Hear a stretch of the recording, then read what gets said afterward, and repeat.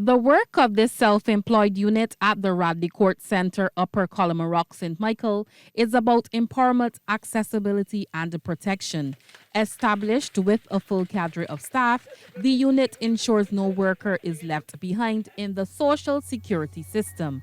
It is the beginning of a new journey for the National Insurance Social Security Scheme and every self-employed person who lives and works in Barbados.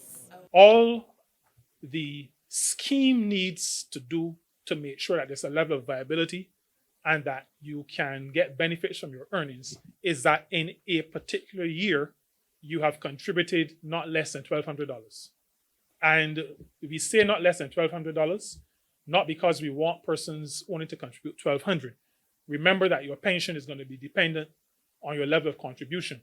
Self-employed individuals can pay contributions daily, weekly, monthly, or annually. The $1,200 minimum contribution must be paid by January 15th, and authorities are working on making it possible for people to pay their contributions online.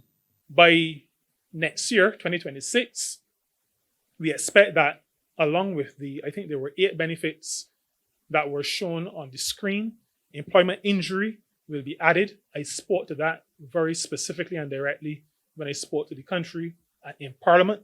And so the matter of employment injury will also be part of the benefit system.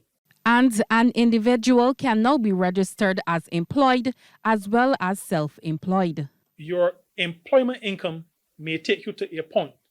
You may want to reach the maximum in terms of contributions. You are now able to add your self-employed earnings to your employment earnings.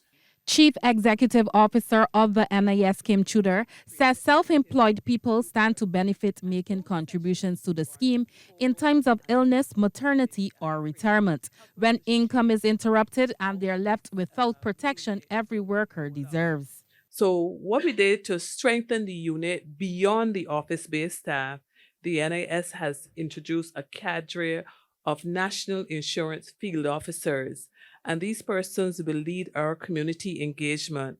They are the face of NISSS in communities across the island, guiding self-employed persons through registration, answering questions, and ensuring that protection is accessible and straightforward. Research shows less than 15% of self-employed people contribute to the scheme. Anesta Henry, CBC News.